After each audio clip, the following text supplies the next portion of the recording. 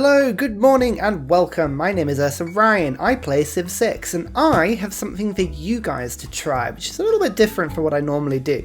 There is a big disclaimer here. I am not a modder. I am not very good at modding. I have done my best following as many online guides as I can find, and if this doesn't work, I'm very sorry.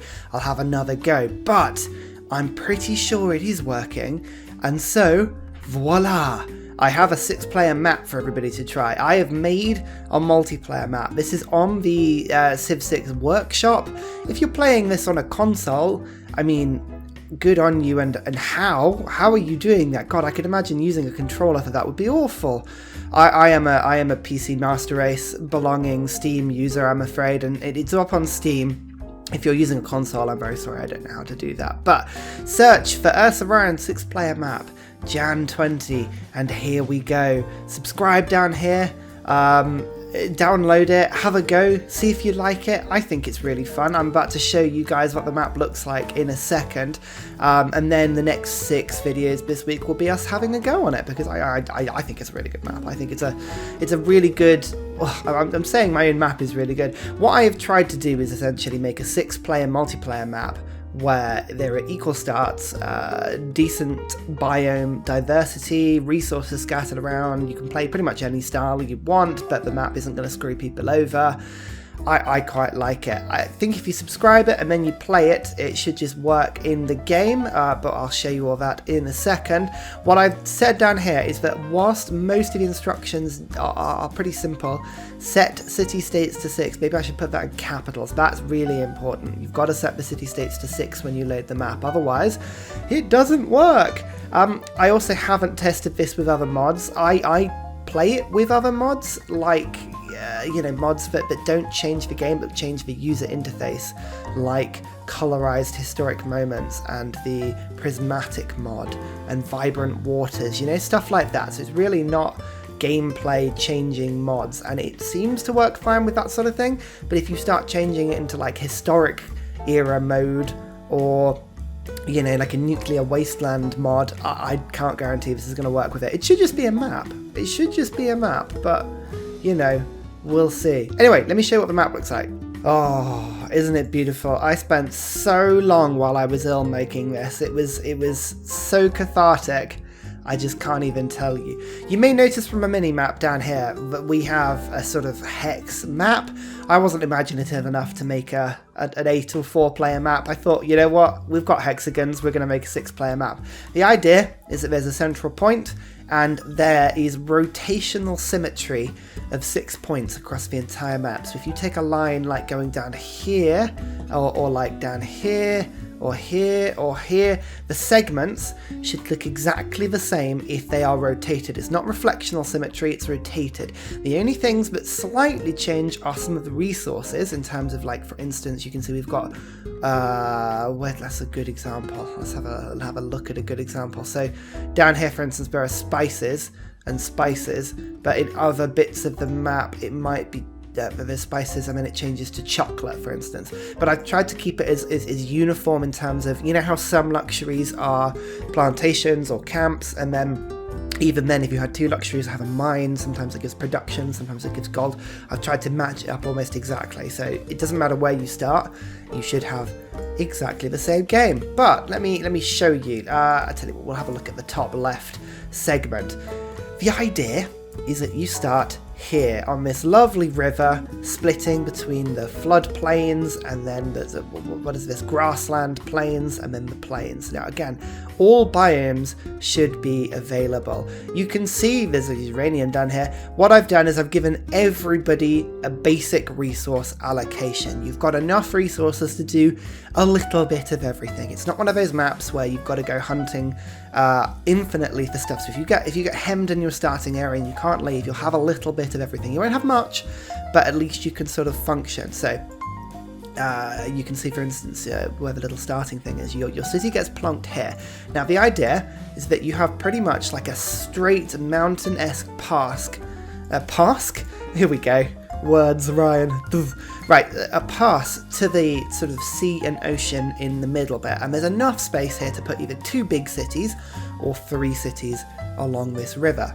After that point, you can go either left or right into the desert or tundra biomes, which I think is really cool. Again, it gives you sort of different starts and different opportunities if you're, say, playing as Mali or Russia or Canada or whoever it is. Once you get past that, you can see you sort of end up in this other little bit up here. Now, this is a sort of disputed territory, and it's exactly the same on this side as well, but we'll show you sort of here. This is a sort of disputed territory where there's very little fresh water. So you can see the river comes down here. There's sort of fresh water. So there's the starting area for the player down here. Here's the starting area for the player down here. So look, do you see we've got at least 1, 2, 3 biome sections between any person. So you've got a lot of space. It's competitive. Like if you were to put 1, 2, 3, 4, 5 cities down, you've got nice easy space for 5 cities before it gets sort of competitive. But then the 6th and 7th slots are fought over, so settling quickly is important. But then you come down here into this little neutral territory and you think, oh, look at this bowl of territory, that's like really good land. Yes it is. This is some of the best land in the game, but you can see down here there's another starting location because this is where the city-states are. There are 6 city-states on this map, hence why you've got to load up 6, otherwise it doesn't work. And they are 1, 2, 3, 4, 5, 6 of it, so they're in a sort of circle pattern on the inside. So if you imagine here, you've got the players, actually I'll show you on the mini map, you've got the players in these corners, 1, 2, 3, 4, 5, 6, like that, and then the city-states 1, 2, 3, 4, 5, 6 in the middle. 6 players, 6 city-states. Isn't it wonderful? Now, everyone has access to a certain amount of stuff. As I say, everybody's got at least one of everything. So you've got 1 sheep, 1 wheat, 1 rice, 1 deer, 1 horses, 1 iron. That's essentially to make sure that everybody has got access to at least like a type of wonder or a way of building each wonder. So for instance, there's your flatland stone for your Stonehenge. Here's your deer for your Temple of Artemis. You've got lots of hills around for things like the Oracle. So, nobody can complain that they haven't been given exactly the same stuff.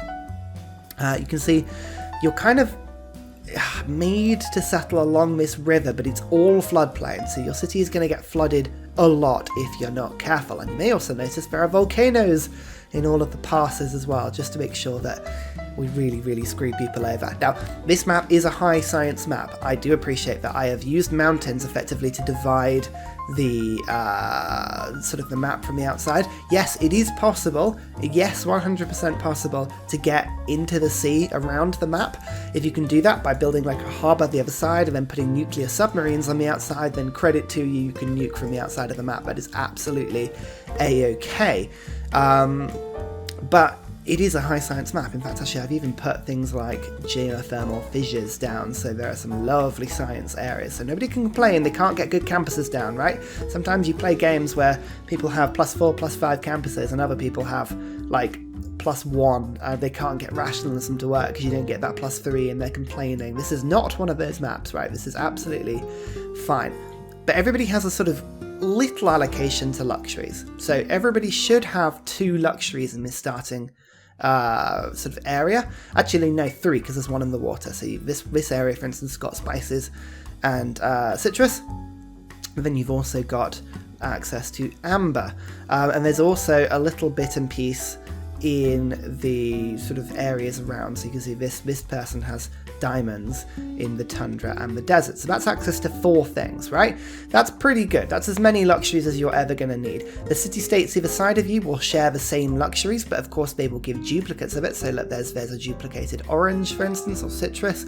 So you can pick that up and trade it. There's spices. So there's always options to sort of trade things. But as you go around the circle, things alternately change. So for instance, this citrus becomes a cotton. The cotton is then the same on this one, but then as you go around, there's the cotton again. So there's 3 cottons and 3 citruses, and then citrus starts. So it does encourage you to trade outside of your area a little bit. You can only get so far on what you've got. But as you can see, whilst you can fight around the outside of the map as much as you want, and ultimately you've got to fight around the outside of the map because this is the way round you're coming if you want to take a domination victory. But the map is very big, and going around the outside is going to cause problems. So eventually you are drawn to the sea. Once you get to the sea, there's lots of reefs. Again, like there's no problem here. You're gonna get science. It's not a problem. And you've got the city-states either side. this is going to be a good choice. Do you keep your city-state alive, or do you kill the city-state and take the land? It's difficult to know, but eventually you end up on the Island of Death. Now, the Island of Death is called the Island of Death because of all these volcanoes. In my test run, as I was playing this game, these volcanoes were absolutely mental and were kicking off all over the place. So people literally cannot say that this is not an Island of Death. It is an Island of Death. It's also all desert. Settling and maintaining a city on this central island is hard. Your population is going to be very small, and the loyalty pressure coming from the outside of the ring is going to be very difficult to maintain presence here, but it is worth it. It is worth it because we have at least 1, 2, 3, 4, 5, 6, 7, 8, 9 sources of uranium. We've got loads of aluminium. Now, aluminium is in your area, but aluminium is needed for all of the good late-stage equipment, like bombers and space parts and all kinds of... I say not the space parts, is it the Lagrange laser station, or is it the terrestrial laser station? I can't remember. One of them needs aluminium. And you can see here, we've only got the one source of aluminium. I believe there is a second in the desert. Yeah, there we go. So you've got access to 2 sources of aluminium, but that's only enough to get 4 planes in this guy. That's not much. But you plonk a city down here and you go bomb bomb and then take all this. And maybe if you can get, and I like this, if you can get into the central ring of mountains in order to settle a city there, it is possible. Get a military engineer, build a tunnel in, and then pop a city in the middle by the delicate arch. You can get, all of the aluminium and all of the uranium that you're ever going to want. It's glorious. This is a central island. Will this win you the game? Like, is it essential to take this middle island to win the game? No, absolutely not. You can do whatever you want, and quite honestly, it's not needed. But if it is good, it is good. Look at all these geothermal fissures for extra campuses, all the reefs for extra campuses. In fact, I actually think this uranium, if you manage to settle on the island before you find uranium, and you put a campus down here, I believe that is a +6 or +7 campus area. It's the best on the map. If you can do that, brilliant. And it's not unfair on science because everybody can do it. Does that make sense? This is going to be a high science map, but everyone gets high science, so it's uniform across the board. But yeah, settle in this ring, and you can do it. The other thing that this ring in the middle is very good for is that it has loads of unique luxuries that are only found in the middle. So for instance, there are lots of turtles and lots of whales on the outside of the map. You've also got things like ivory and silver. So there's another 4 luxuries on the middle of the map in order to essentially add to the 4 luxuries that you've got in your area. So I believe there are 12 luxuries on the map total. It's probably a little bit too much for a small map, but I get a little carried away. 4 of which are easy to access, 4 of which are in the middle, and 4 of which you can only take by killing the people next to you, 2 below you and 2 to the other side of you. What do you think? I've given it a go. I've given it a go to sort of make something that's relatively interesting so that your starting area is quite good, but then pressing out of your starting area isn't very good until you get to the disputed lands, in which case it gets a lot more interesting. There are late stage implications of this game. You get military engineers to build like a tunnel on this point of the mountain, and then you build another tunnel like on this point of the mountain, and you should be able to instantly travel your units around. I like the idea of that. I've deliberately left the mountain chains in so that later in the game, because this is a multiplayer map, good use of military engineers and railways and tunnels means that if I was attacking from my capital here, I could in theory make an unbroken chain of tunnels to get over to here and then drop things in the opponent's capital like immediately. Admittedly, they could do the same. Incans, actually, to be fair, the Incans will be able to do that as well. Very strong map for the Incans. But saying that, the Incans are going to want to some of these hills on the edges of these mountains. They would make very, very good terrace farms, but then you don't get to use the campuses and the holy sites. So, 6 and 2 3s. I think I really like this map. What I'd like you guys to do, download it, have a go, see what you like, see what you don't like. I want to see pictures, tweet me pictures of you playing the map. I want to see people having a go, and I'm looking forward to this. I'm going to play this map myself just to get you all inspired. I really think it's a good equal start map. It's really good fun, and we can do something fun with it. But just in case you didn't believe that this was really fun, let me show you what it looks like inside. it really is as simple as this. You just go to the map, pick whoever you want to be, pick whatever difficulty you want, whatever speed you want, go to the maps. After downloading the mod, you should be able to just go into the additional content, mod section, have a look at the community created content. There it is, Ursa Ryan 6-player Jan 20. So once you're in, yeah, you just pick who you want. Where's Gandhi gone? I like Gandhi. Pick the map, go to World Builder Maps. There it is. It's called Untitled Map. I don't know why it's called Untitled Map. I thought I'd renamed it. Never mind. Once you've done this, all you need to do is to go to Advanced Setup and change the city states to 6. I don't know why it doesn't do that automatically. It's just really weird like that, but all of the other settings you can kind of do what you want with, as long as you're not changing the start. Just leave the start position on standard. You can't change anything else. Yeah, it should just roll fine. So here we are, we're in. You can see it puts you in one of the random starting locations. You can't pick which one it is, but hint, they're all pretty much exactly the same, and immediately you'll get a choice of sort of, you know, where are you going to start. This starting location's pretty good, but if you move one tile up here, you get a little closer to the mountains. You get to activate and to work that 6 production tile, or the 3 food 1 production sheep tile. And so, you know, starting there may or may not be a good thing, but let me just see if this works. If I go to this cheat panel mod, this is a fantastic mod. This is so totally going to break the game. Where is it? There's one that just visibly shows the map. Here we go. Actually, let's just settle and do this. Why is the advisor on? Go away. I literally cannot give a shit. Right, let's just end this turn quickly. Go to the second turn so that everybody else has done their thing. Toggle map observer. Right, wonderful. You can see, look, all of the computers have chosen not to settle where I told them to. That's really strange. Every single one is like, nope, that's not where I want to be. I think it's because they want to go to the deer tiles, maybe? I don't know. But anyway, look there. I'm actually quite relieved it's worked. So you can see, there is the central island of death. How cool does that look?